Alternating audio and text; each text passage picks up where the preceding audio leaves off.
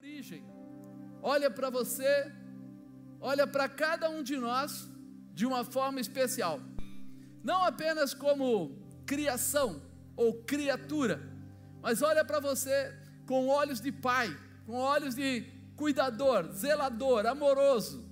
Ele olha para nós querendo dar alguma coisa a mais, e a gente começa a perceber que é algo antigo esse amor de Deus, é algo antigo.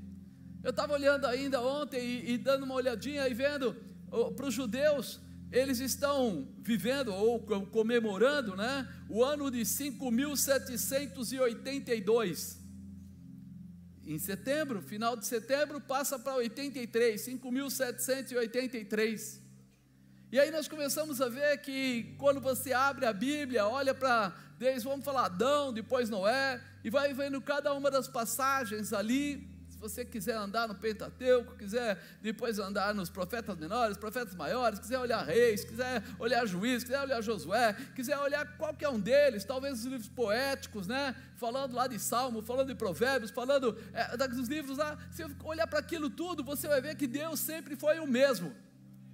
Deus sempre foi o mesmo. O amor de Deus abriu o mar. O amor de Deus levou Abraão a ser o dominante sobre a terra, mesmo quando ele nem sabia para onde estava indo. Quando a gente olha lá de repente para Isaac, né, nós vemos ele lá cavando os poços, tentaram tirar os poços dele, e Deus foi dando mais poços, e dando a ele autoridade. E a cada passo que a gente vai dando, se falar de repente Davi, e for andando, o próprio Moisés, você olha Deus fazendo coisas tremendas. Deus sendo Deus, mesmo quando o homem já tinha quebrado a ligação, o homem tinha rompido com aquilo que estava determinado, ou seja, entrado na desobediência, ou talvez se a gente quiser falar de uma forma mais comum, no pecado, mas Deus continuava com a mesma audácia, a mesma determinação, o mesmo amor, a mesma misericórdia sobre a vida de cada um de nós. Ele ajudou o povo muitas vezes.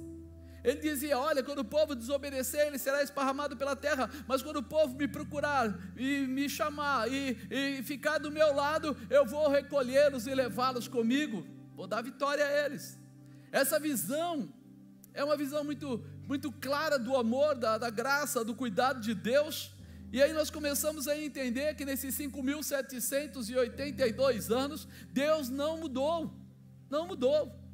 Ele continuou amando e fazendo tudo o que era necessário, mas nessa ruptura, não ele, nós perdemos a condição de entrar na dimensão do céu, nós perdemos a condição de vivermos a promessa, nós perdemos a condição de podermos morar com ele, reinar com ele, e aí de repente ele demonstra o tamanho do amor que ele tinha pelos seres humanos.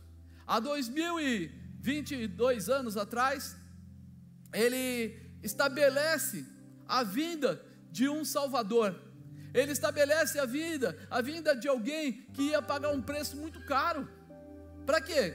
Para que houvesse uma restauração, para que houvesse uma construção de uma ponte. A gente não pode nem deixar ou tentar esquecer do amor de Deus, porque quando fala do amor de Deus e a gente olha para Jesus, a gente vê o amor de Deus estabelecido.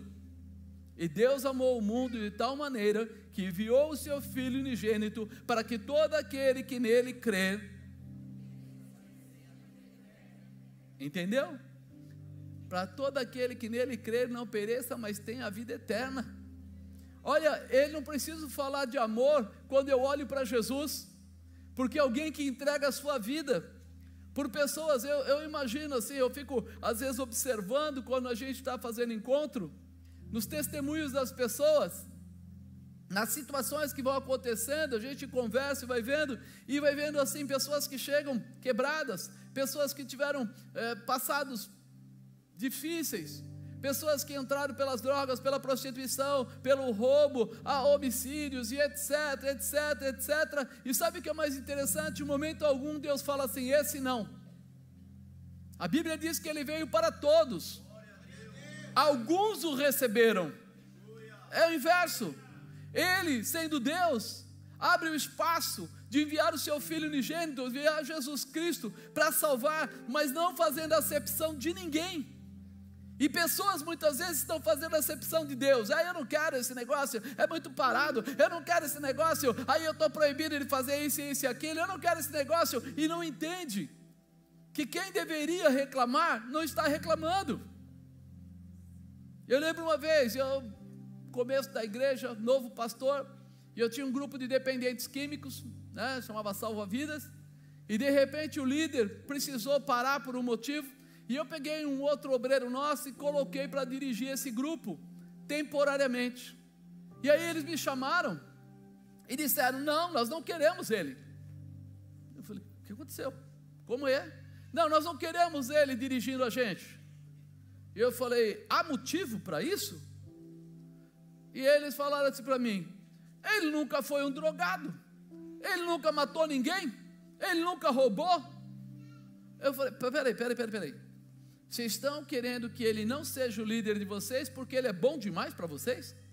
Aí o cara ficou bravo: você está dizendo que a gente é ruim? Eu falei: não, você que está dizendo. Se o cara tem uma vida toda em ordem, está disposto a orientar vocês espiritualmente, e vocês vão desdenhar dele, não deveria ser ao contrário? Ele dizer: eu nunca tive uma vida com esse tipo de dificuldade, e eu não quero ficar com eles. Ele não reclamou, ele aceitou, se disponibilizou a estar com vocês, orar por vocês, ministrar a palavra para vocês, e são vocês que vão reclamar? Pois é, assim é o mundo. O mundo está corrompido, e ele quer reclamar de Deus. Ele quer dizer que há uma proibição para não ser, sei lá, LGBT, há uma proibição para não ser dependente químico, há uma proibição para não ser drogado. E não é uma proibição, é uma orientação.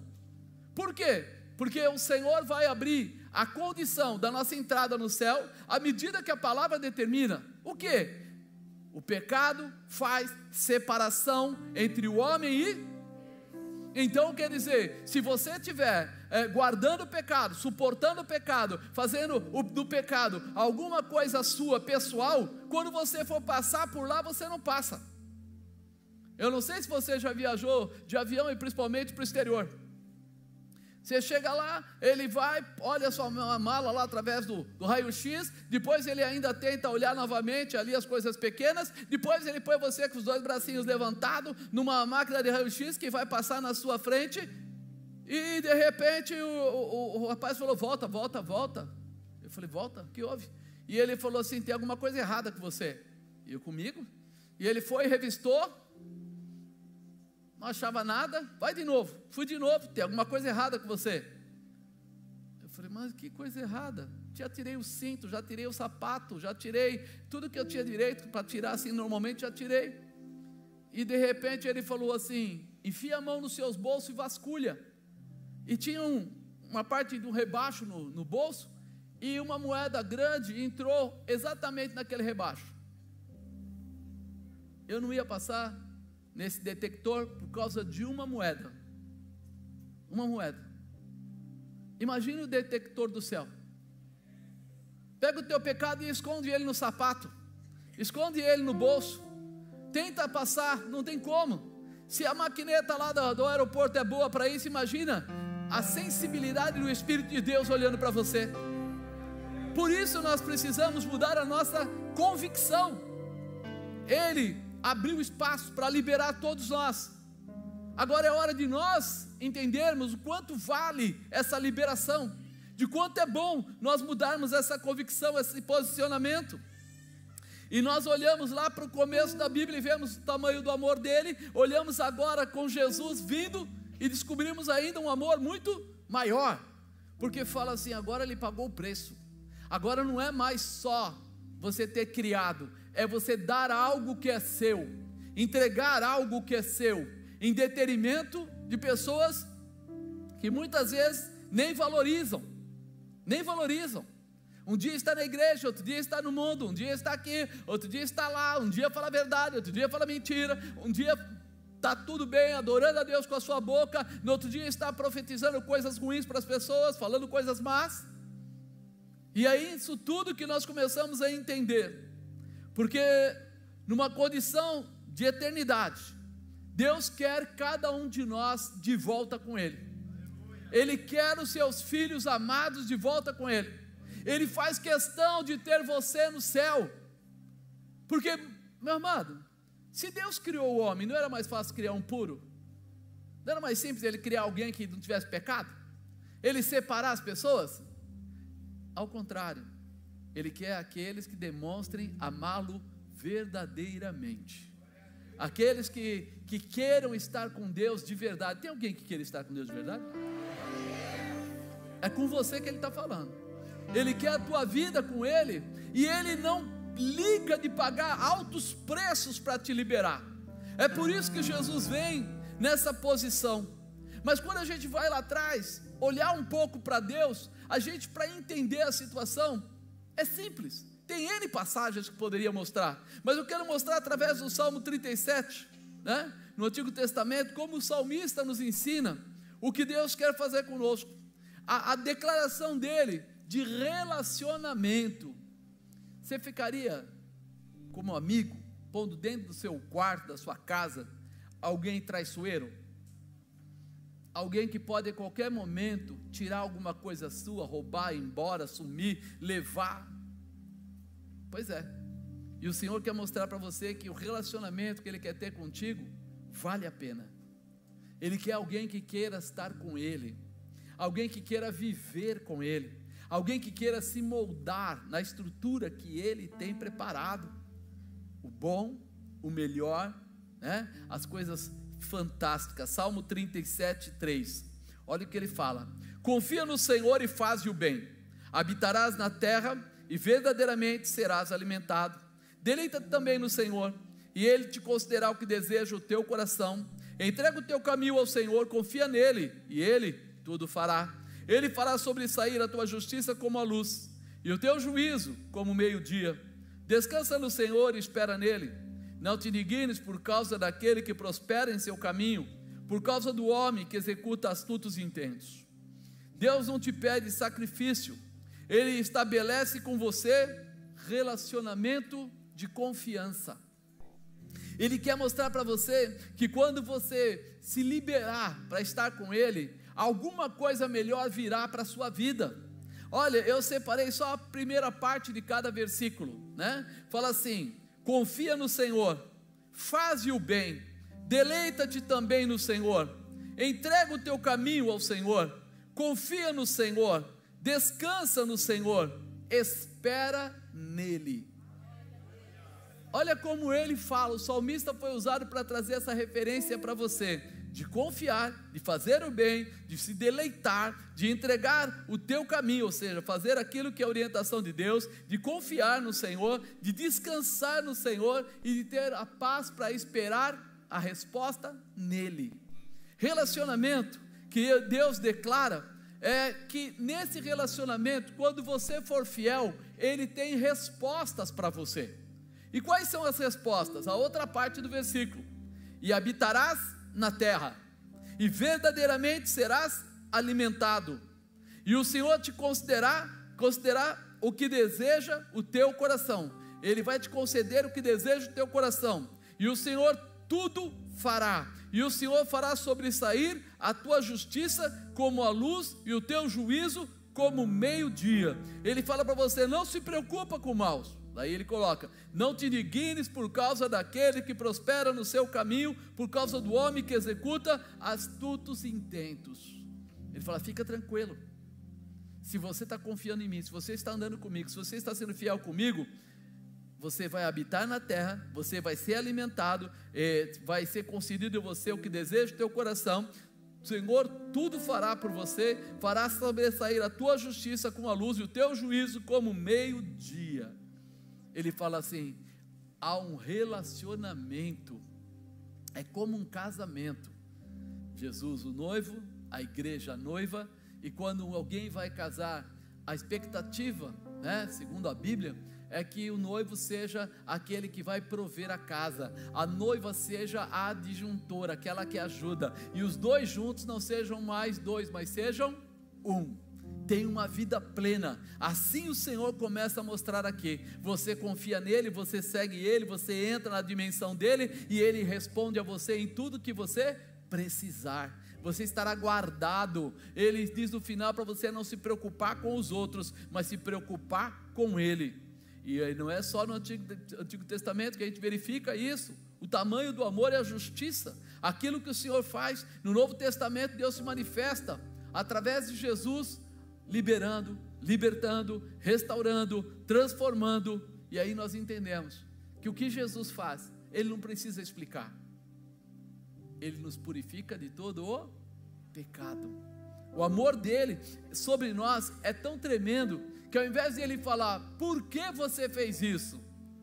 Ele fala, vinde a mim todos que estão cansados e oprimidos, e eu vos aliviarei. Eu estou aqui não para causar o jugo na sua vida, eu estou aqui para tirar o jugo da sua vida, estou aqui para liberar você para andar. Jesus começa a declarar que há algo maior, né? Apesar do mundo ter sido completamente criado para o ser humano, quando Deus criou a terra, criou para o ser humano, né? Ele entregou, lá em Gênesis fala que Ele entregou para o homem. Quem deu o nome para os animais? Diz que foi o homem. Olha que loucura, estava tudo sob controle. Houve uma ruptura nesse relacionamento e os homens já não conseguiam mais alcançar o céu. Antes o homem não morria, ele tinha uma vida, vamos chamar de eterna. E aí o pecado entra, há uma destruição, uma ruptura, e aí o homem já não pode mais estar no céu. Ele precisa entender que algo tem que acontecer forte. Por isso vem o Cordeiro Santo de Deus, para poder resgatar o pecado do mundo, liberar você do pecado. O sangue de Jesus nos purifica de todo o pecado. Essa condição muda a tua vida. Deus viu ser necessário reconstruir essa ponte que ligava o homem à presença de Deus. Tinha que haver uma reconstrução para que o homem pudesse voltar à família, à intimidade, aquilo que o Senhor tinha preparado. Olha que diz João 14,6, disse-lhe Jesus, eu sou o caminho, a verdade e a vida, e ninguém vem ao Pai senão por mim. Ele é a ponte, Ele é o elo de ligação entre você, entre a terra e Deus. Se você quer chegar até lá, só tem essa saída, a verdadeira e única saída é essa ponte, é essa condição, é Jesus Cristo. Jesus se dispõe a ser o construtor de pontes. E aí você lembra, em 3 anos, foi o ministério de Jesus, quantos anos? 3. Em 3 anos, Jesus construiu essa ponte. Em 3 anos, Ele firmou mão de obra para ajudá-lo, para estar com Ele. Os discípulos, os apóstolos, lutaram junto com Ele naquele período. Para quê? Para que Ele pudesse se conduzir, curando, libertando, restaurando, salvando, transformando vidas. E em 3 anos, Ele conseguiu estabelecer essa ponte. Morreu, ao 3º dia ressuscitou. Depois ficou um tempo aqui, subiu ao céu, está à direita do Pai, é o único intercessor entre os homens e Deus. Você entende o que é isso? Sim ou não? Você tem a razão da transformação e da intimidade. O pecado separa o homem de Deus, mas Jesus é a ponte que te leva diretamente ao céu. Não tem mais o que possa te segurar, não tem mais o que possa te atrapalhar. E agora, através da ponte que foi construída por Jesus, nós podemos dizer que o dom gratuito de Deus é a vida eterna. Pela graça sois salvos. O que é a graça? É a ponte, é essa ponte que foi construída, é Jesus Cristo. Ele te dá a capacidade e a condição de atravessar essa ponte. Toda ponte normalmente, ou estrada, tem o que? Pedágio, tem algo para ser pago. Jesus pagou o preço da sua passagem, pagou o preço da sua liberação, e Ele dá uma condição especial para você. Sabe o que Ele fala? Eu não preciso do seu dinheiro, eu preciso da sua referência, eu preciso do seu comportamento. Quando você reconhecer que Jesus Cristo é o Filho de Deus, que veio a essa terra em carne e em sangue, e que veio para te libertar dos pecados, quando você reconhece que você é um pecador e confessou os seus pecados, você recebeu o ingresso para passar por essa ponte. Não é financeiro, é algo espiritual, é uma liberação preparada para você, é uma liberação. Essa liberação te restaura, te transforma, te prepara, te estabelece. Nós precisamos entender esse chamado. Nós somos aqueles que precisam reconhecer a necessidade de atravessar a ponte. Há uma necessidade nossa, não é dele. Ele não precisa de ponte, ele é a ponte. Ele não tem a nossa dependência, ele é o Senhor independente. Deus ou Jesus, sem nós ele é Jesus do mesmo jeito. Mas nós sem Jesus somos a perdição, somos aquilo que é estragado, nós não temos condição. E lá, e no livro de João, carta para João, né, primeira epístola, 1,6 fala assim: se dissermos que temos comunhão com ele e andamos em trevas, mentimos e não praticamos a verdade. Se dissermos que temos comunhão com ele e andamos em trevas, mentimos e não praticamos a verdade. Mas se andarmos na luz, como ele na luz está, temos comunhão uns com os outros, e o sangue de Jesus Cristo, seu Filho, nos purifica de todo o pecado. Se confessarmos os nossos pecados, ele é fiel e justo para nos perdoar os pecados e nos purificar de toda a injustiça. Ele é capaz, ele é o Senhor, mas eu preciso reconhecer, eu tenho que ter a comunhão, eu tenho que andar na luz, eu tenho que entender esse mistério. Por isso, quando nós olhamos para a vida de um centurião chamado Saulo, já ouviram falar de Saulo, que se tornou Paulo? Podemos perceber o efeito desta ponte poderosa. Saulo tinha muitos pecados. Saulo era um matador de cristãos, né? Saulo estava lá no momento que alguns mártires foram apedrejados. Ele era aquele que guardava a roupa deles, para que eles tivessem a liberdade de matar apedrejado aquelas pessoas que seguiam a Jesus. Ele achava que estava tudo certo, mas um dia ele teve um encontro face a face com Jesus. Fala, eu também. Glória a Deus por isso. E quando ele teve esse encontro face a face, ele caiu do cavalo. E quando ele caiu do cavalo, ele perguntou para Jesus: quem é, Senhor? E Jesus disse: eu sou Jesus a quem tu persegues. Duro é para ti recalcitrar contra os teus aguilhões. É duro, né? Quando você está perseguindo, você encontrar quem você perseguia de frente. E ele fala assim: vai lá para a rua direita, fica lá em Damasco. E ele vai. 3 dias depois, ele jejua, ele ora, ele recebe oração e ele é transformado. Paulo, ou Saulo aí no começo, encontrou a ponte. Ele deu de cara com Jesus através do quê? Do encontro. Naquele momento que aquele resplendor de glória chegou na frente dele, ele cai do cavalo e ali ele é liberado. A mente dele se abre para enxergar a glória, o tamanho da glória de Deus. E ele entra nessa dimensão. 3 dias depois ele está começando a andar com os apóstolos. Alguns poucos dias depois ele está começando a pregar o evangelho. Alguns poucos dias a mais e ele está fazendo milagres pela terra. Tempos depois, você lê aí na sua Bíblia todo o Novo Testamento, e a maior parte do Novo Testamento foi escrita por quem? Pois é. O que uma ponte faz? Os apóstolos levaram 3 anos junto com Jesus, porque Jesus estava construindo a ponte. Pedro, Tiago, João, André, estavam lá construindo a ponte, ficaram 3 anos para serem transformados. Mas quando a gente fala de Saulo para Paulo, quanto tempo levou? 3 dias. Por quê? Porque agora a ponte estava completa. Agora, meu irmão, você foi para o encontro face a face, sim ou não? 2 dias, a ponte já estava pronta, vocês só atravessaram. Passa por cima dessa ponte e vai embora. Se libera, porque Jesus Cristo abriu um caminho para você passar. E se você ainda não recebeu a Jesus, se você ainda não foi para esse encontro, apóstolo, mas eu não preciso ir para o encontro, eu sou cristão, eu já sou de igreja, eu conheço a Bíblia. Você acha que Paulo não conhecia? Ele foi formado por Gamaliel, que era o top dos tops na época sobre, vamos falar teologia, conhecimento de Deus. Ele era chamado de fariseu porque ele se formou nisso. Ele tinha dupla cidadania, ele tanto era judeu quanto era romano. Ele era um centurião e tinha um posicionamento grande no exército, mas também tinha um posicionamento grande no meio dos judeus. ele tinha um posicionamento.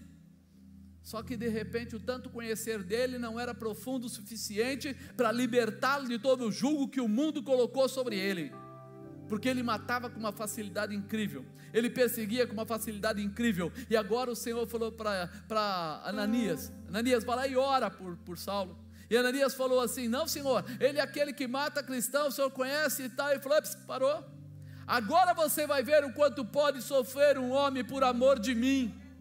Sabe o que ele está dizendo? Esse miserável agora se converteu de verdade, agora ele é realmente ferrenho, agora ele é poderoso, agora ele é tremendo, agora ele é glorioso, porque ele está em mim, e em mim ele pode todas as coisas. Você pode todas as coisas em Cristo Jesus, você pode todas as coisas daquele que te chamou. Esse encontro foi a ponte que estava preparada para ele. Mas essa ponte, meu irmão, ela é mais poderosa do que simplesmente porque nós estamos falando da salvação. Não que a salvação seja simples, porque ela é tudo. Mas muita gente tem enfermidade, muita gente está passando aflição financeira, muita gente está tendo tantos tipos de tristeza, pobreza, enfermidade e outras coisas mais que está passando. Se você entrar por essa ponte e se liberar por essa ponte, a resposta do Senhor virá sobre a sua vida, em todas as áreas da sua vida. Foi por isso que eu li agora há pouco para você aqui. Eu falei: olha, o salmista diz: confia no Senhor. Você confia? Faze o bem. Se liga, faze o bem. Deleita-te também no Senhor. Ou seja, deixa Jesus ser o principal na sua vida. Deleita-te nele, alegra-te nele, sinta prazer de estar com ele. Entrega o teu caminho ao Senhor, não faça mais nada que seja contrário ao que a palavra de Deus me ensina. Entrega o teu caminho ao Senhor, confia nele, fica tranquilo, ele vai lutar as tuas guerras, ele vai curar as tuas enfermidades, ele vai prosperar a tua casa. Descansa no Senhor. Se eu já fiz tudo que eu tinha que fazer, tudo que eu podia fazer, agora eu vou confiar, descansando no Senhor, porque eu estou orando, porque eu estou fazendo a parte que me cabe, e vou ficar tranquilo. E ele fala: espera nele, ele está pronto a responder a tua necessidade. E aí ele fala a outra parte, lembra? Habitará na terra, verdadeiramente serás alimentado. A ponte logo, vai para o outro lado, permita que ele possa lutar por você e dar a vitória. O Senhor fará sobressair a tua justiça como a luz, o teu juízo como o meio-dia. Ninguém vai tocar em você à toa, ele vai pelejar a sua causa e responder o seu clamor. Diga: a partir de hoje eu vou atravessar essa ponte e não volto para o lado de cá, vou receber a minha vitória. Amém, amado? Aleluia, glória a Deus. Maior é aquele que está contigo, maior é aquele que te chama, que te estabelece. O encontro face a face é o entendimento de que nós encontramos a ponte e que nós não vamos voltar atrás. É uma escolha? É uma escolha. Você pode escolher. Ninguém é obrigado a atravessar ponte nenhuma, mas quando eu quero chegar ao lugar determinado e há uma ponte pronta, eu começo a tomar atitudes que são rápidas, prontas. Por que não pode ser uma pontezinha quebra-galho? Sabe por quê? Se vier uma tempestade, uma chuva, se vier um carro muito pesado, uma situação muito difícil, a ponte arreia.